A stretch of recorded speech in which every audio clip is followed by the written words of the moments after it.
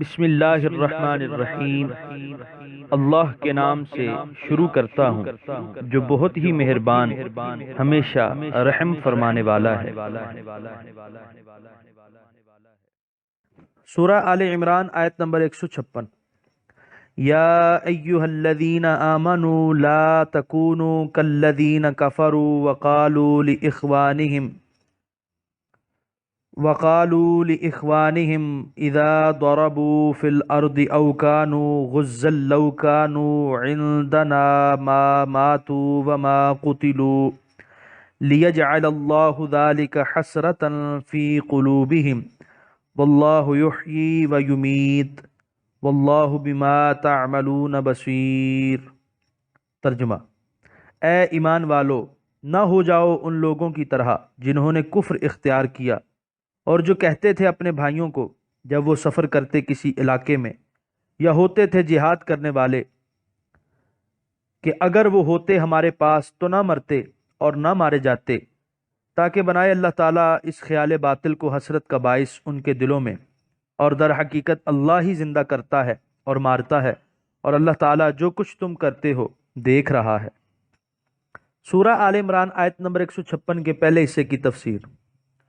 منافقین جو اپنے آپ کو مسلمان کہتے اور مسلمانوں کے ساتھ بھائی چارے کا دعویٰ کیا کرتے، وہ اپنی بزدلی اور نامردی کو حزم و احتیاط اور مسلمانوں کے جذبہ جہاد اور شوق سرفروشی کو دیوانگی سمجھا کرتے، اور جب کوئی مسلمان جہاد میں جام شات نوش کرتا تو رونی صورت بنا کر خیر خواہی کے انداز میں کہا کرتے کہ کاش یہ ہمارے بھائی جو جنگوں میں کٹ کٹ کر مر رہے ہیں ہماری طرح آرام سے گھروں میں ٹھہرتے تو کاہے کو یہ مصیبت آتی۔ بچے یتیم ہوئے، بیگم کا سہاگ اجڑا، ماں کی دنیا تاریک ہو گئی۔ اللہ تعالیٰ مسلمانوں کو ہوشیار فرما رہے ہیں کہ ان مکاروں کے فریب میں نہ آنا۔ موت و حیات میرے قبضہ قدرت میں ہے، میں چاہوں تو گھروں میں روح قبض کر لوں، اور چاہوں تو گھمسان کے رن میں جہاں گولیاں برس رہی ہوتی ہیں، توپیں دھاڑ رہی ہوتی ہیں اور طیارے بموں کی بارش کر رہے ہوتے ہیں، بچا لوں۔ سورہ آل عمران آیت نمبر 156 کے بقیہ حصے کی تفسیر۔ تاکہ بنائے اللہ تعالیٰ اس خیال باطل کو حسرت کا باعث۔ حسرت یہ تھی کہ مسلمان ان کی باتوں کو نہیں مانتے تھے۔ باپ شہید ہو چکا ہے اور بیٹا کفن باندھے میدان جہاد کا رخ کر رہا ہے، بھائی سر کٹا چکا ہے اور دوسرا بھائی خون شہادت سے سرخرو ہونے کی دعائیں مانگ رہا ہے، ماں اپنے ایک شہید بیٹے کو سپرد خاک کرنے کے بعد دوسرے بیٹے کو اپنے دودھ کی لاج رکھنے کی نصیحت کر کے سر پر خود اور ہاتھ میں تلوار دے رہی ہے۔ ان منافقین کے لیے اس سے زیادہ حسرت امیز اور الم انگیز کیا چیز ہو سکتی ہے؟ سورہ آل عمران آیت نمبر 157۔ وَلَئِن قُتِلْتُمْ فِي سَبِيلِ اللَّهِ أَوْ مُتْتُمْ لَمَغْفِرَةٌ مِّنَ اللَّهِ وَرَحْمَةٌ خَيْرٌ مِّمَّا يَجْمَعُونَ۔ ترجمہ: اور واقعی اگر تم قتل کیے جاؤ راہ خدا میں یا تم مر جاؤ تو اللہ کی بخشش اور رحمت جو تمہیں نصیب ہوگی بہت بہتر ہے اس سے جو وہ جمع کرتے ہیں۔ سورہ آل عمران آیت نمبر 157 کی تفسیر۔ پہلے تو یہ ضروری نہیں کہ جو گھر پر رہے گا وہ مرے گا نہیں، اور جو جہاد کے لیے جائے گا وہ ضرور مرے گا، اور اگر اسے تسلیم بھی کر لیا جائے تو بھی یہ سودا بڑا سود مند ہے۔ اس حیات فانی کے عوض اللہ تعالیٰ کی رحمت اور مغفرت میسر آ جائے تو پھر اور کیا چاہیے؟ سورہ آل عمران آیت نمبر 158۔ وَلَئِن مُتُّمْ أَوْ قُتِلْتُمْ لَا إِلَى اللَّهِ تُحْشَرُونَ۔ ترجمہ: اور اگر تم مر گئے یا مارے گئے تو اللہ کے حضور جمع کیے جاؤ گے۔ سورہ آل عمران آیت نمبر 158 کی تفسیر۔ اس کا یہ مطلب نہیں کہ اب تو ہم اللہ تعالیٰ سے کہیں دور ہیں اور قیامت کے روز ہمیں اس میدان میں کھڑا کیا جائے گا جہاں ہم خدا کے روبرو ہوں گے۔ ہم تو اب بھی اس سے دور نہیں، اور وہ اب بھی ہماری شہرک سے قریب تر ہے، لیکن آج ہم طرح طرح کے مشغولیتوں میں ایسے کھوئے ہوئے ہیں کہ ہمیں اس قرب کا احساس نہیں رہا۔ اس طرح ہم اس سے گویا بہت دور ہیں، لیکن قیامت کے روز سارے مشاغل ختم ہو جائیں گے اور قرب الہی کا ہم اپنی آنکھوں سے مشاہدہ کر لیں گے، اور ہم اعتراف کریں گے کہ اب ہم اس کے روبرو کھڑے کر دیے گئے ہیں۔ سورہ آل عمران آیت نمبر 159۔ فَبِمَا رَحْمَةٍ مِّنَ اللَّهِ لِنتَ لَهُمْ وَلَوْ كُنْتَ فَظًّا غَلِيظَ الْقَلْبِ لَانفَضُّوا مِنْ حَوْلِكَ فاعف عنہم واستغفر لہم وشاورہم فی الامر فَإِذَا عَزَمْتَ فَتَوَكَّلْ عَلَى اللَّهِ إِنَّ اللَّهَ يُحِبُّ الْمُتَوَكِّلِينَ۔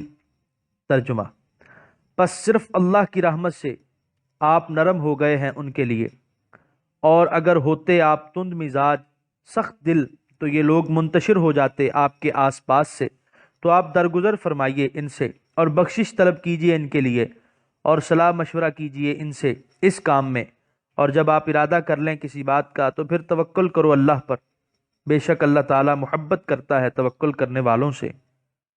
سورہ آل عمران آیت نمبر 159 کے پہلے حصے کی تفسیر۔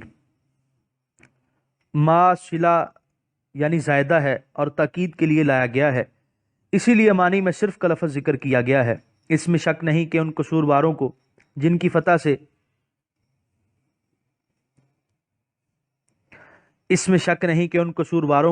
جن کی وجہ سے فتح شکست میں تبدیل ہو گئی، سزا تو کجا سرزنش تک بھی نہ کرنا، بلکہ حضور علیہ الصلوۃ والسلام کا لطف و محبت سے پیش آنا محض اللہ تعالیٰ کی رحمت کی جلوہ نمائی ہی تو تھی، جس سے اس نے اپنے محبوب کو متصف فرمایا تھا۔ اگر حضور صلی اللہ علیہ وسلم کا حوصلہ اتنا وسیع، رحمت اتنی عام اور عفو و حلیم اتنا بے پایاں نہ ہوتا تو حق کے متلاشیوں کا اتنا جمگھٹا کیسے ہوتا؟ لوگوں سے قصور ہو جاتا تو بعض شرم کے مارے اور بعض سزا کے خوف سے دور بھاگ جاتے۔ سورہ آل عمران آیت نمبر 159 کے دوسرے حصے کی تفسیر۔ اور بخشش طلب کیجئے ان کے لیے۔ حق تعالیٰ نے نہایت عجیب و غریب پیرائے میں ان کی سفارش کی۔ شیخ الہند فاعف عنہم واستغفر لہم میں اپنے رسول صلی اللہ علیہ وسلم کو فرمایا کہ ان سے جو غلطی ہو گئی ہے اسے خود بھی معاف کر دیجئے اور میری جناب میں بھی شفاعت کیجئے کہ میں بھی ان سے راضی ہو جاؤں۔ سبحان اللہ، کیا شان ہے صحابہ کرام کی، اور کتنا بلند مقام ہے ان کے نبی مکرم صلی اللہ علیہ وآلہ وسلم کا، اور کیا کہنے مولا کریم کی رحمتوں کے جو اس نے اپنے محبوب اور اس کے ذریعے اپنی سب مخلوق پر کی۔ اس آیت میں بالکل واضح ہو گیا کہ اللہ تعالیٰ نے ہم گناہ گاروں کے گناہ بخشنے کے لیے، ہمارے دکھ درد دور کرنے کے لیے حضور نبی کریم علیہ الصلاۃ والتسلیم کی دعا کو واسطہ اور وسیلہ بنایا۔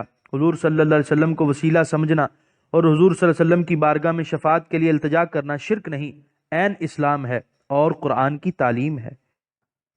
سورہ آل عمران آیت نمبر 159 کے تیسرے حصے کی تفسیر۔ اور صلاح مشورہ کیجیے ان سے اس کام میں۔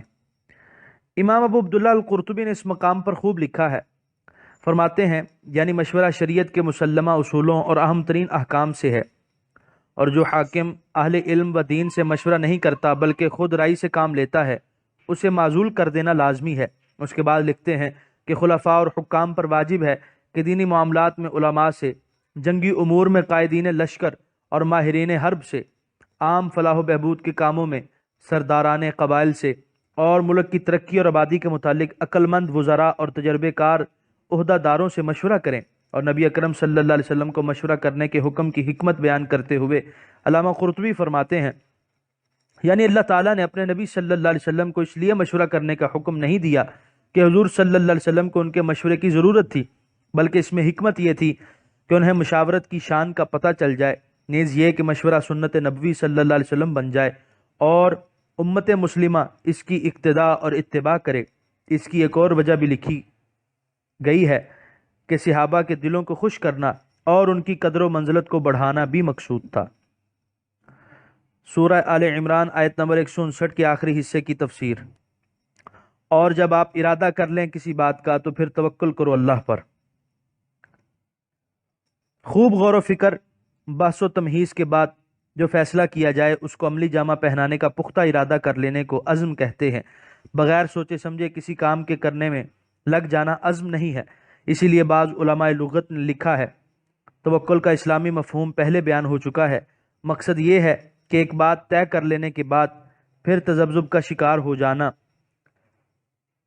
پیغمبر کی شیان شان نہیں، اور نہ مومن کو ایسا کرنا زیبا ہے، کیونکہ اس سے دل میں کمزوری اور مزاج میں تلون پیدا ہو جاتا ہے۔ سورہ آل عمران آیت نمبر 160۔ ان ینصرکم اللہ فلا غالب لکم وَإِن يَخْذُلْكُمْ فَمَنْ ذَا الَّذِي يَنْصُرُكُمْ مِنْ بَعْدِهِ وعلی اللہ فلیتوکل المؤمنون۔ ترجمہ: اگر مدد فرمائے تمہاری اللہ تعالیٰ تو کوئی غالب نہیں آ سکتا تم پر، اور اگر وہ ساتھ چھوڑ دے تمہارا تو کون ہے جو مدد کرے گا تمہاری اس کے بعد، اور صرف اللہ پر بھروسہ کرنا چاہیے ایمان والوں کو۔ سورہ آل عمران آیت نمبر 161۔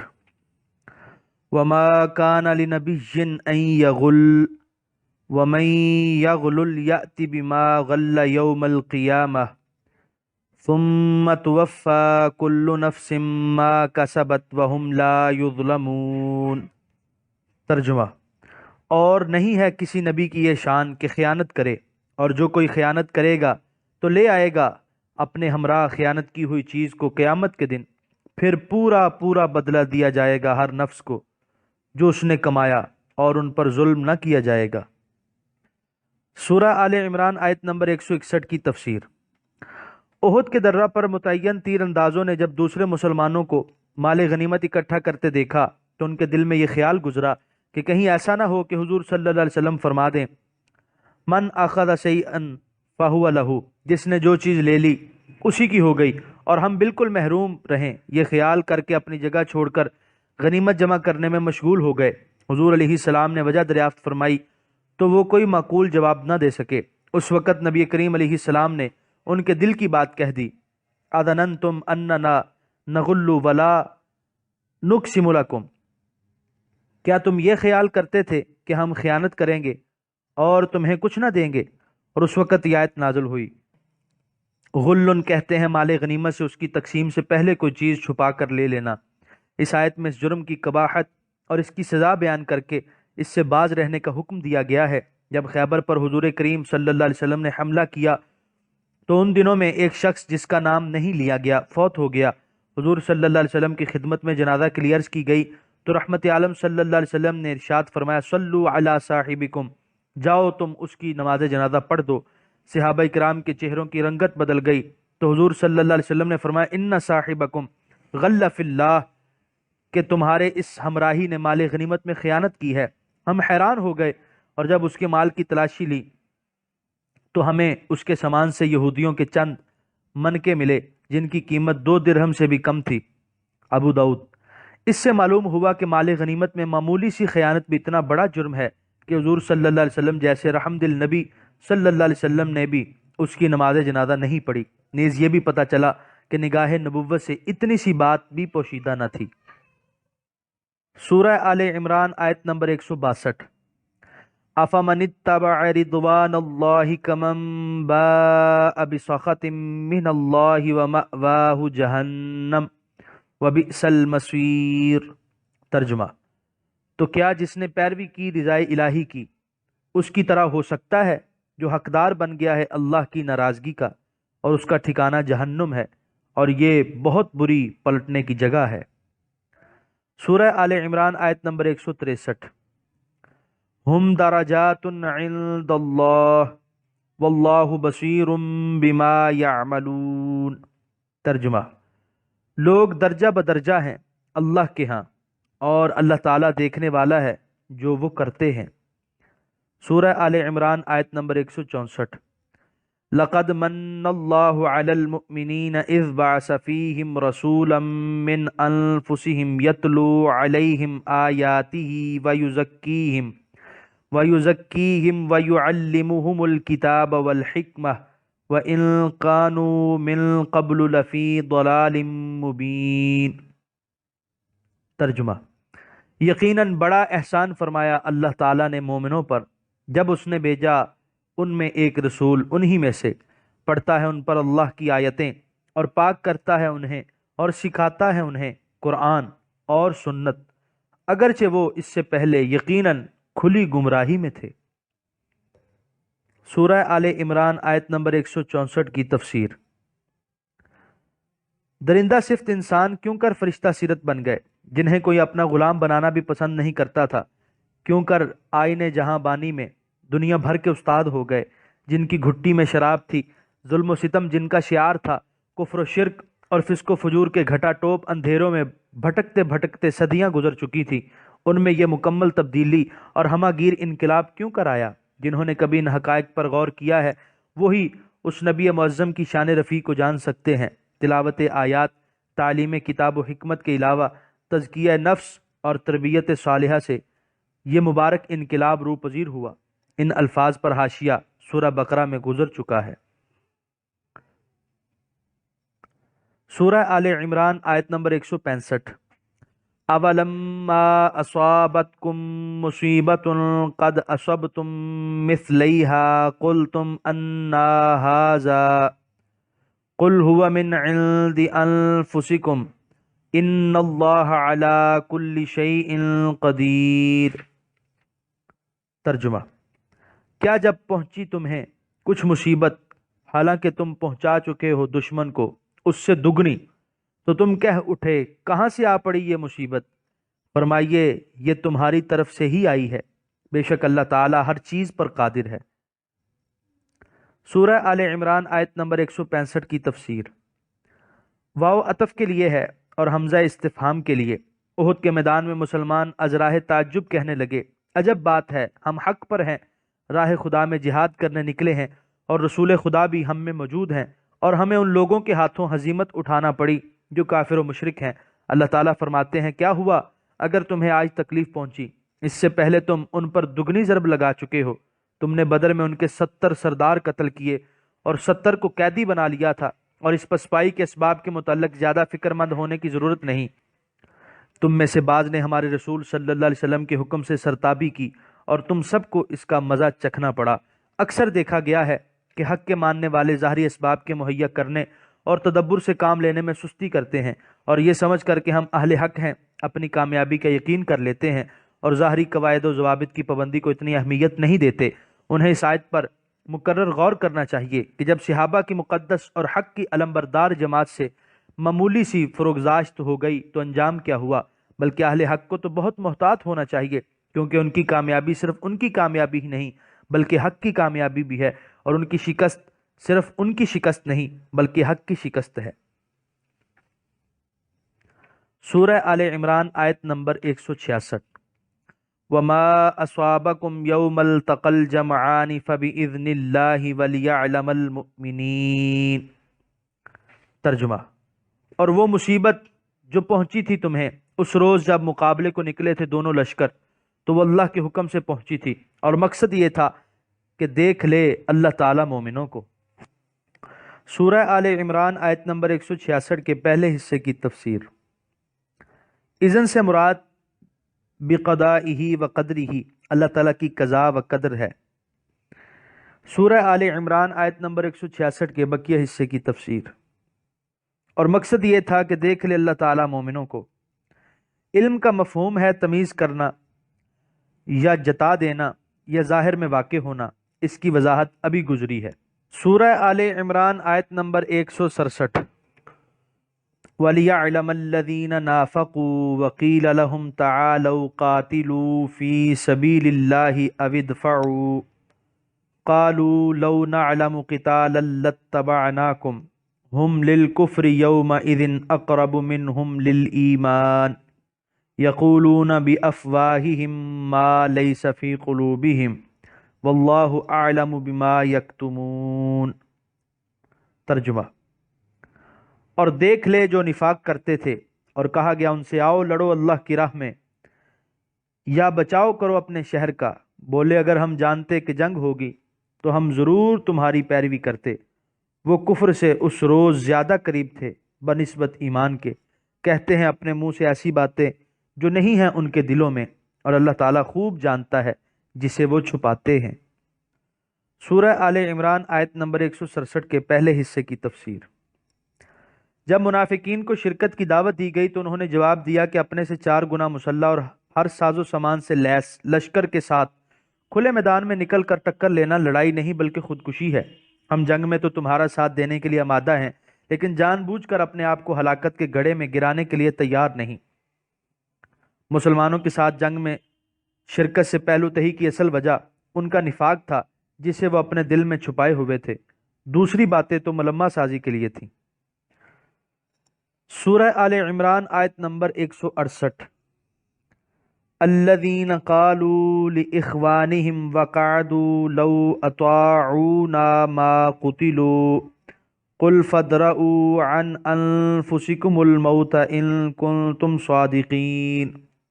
ترجمہ: جنہوں نے کہا اپنے بھائیوں کے بارے میں حالانکہ وہ خود گھر بیٹھے تھے، اگر وہ ہمارا کہا مانتے تو نہ مارے جاتے، آپ فرمائیے ذرا دور تو کر دکھاؤ اپنے آپ سے موت کو اگر تم سچے ہو۔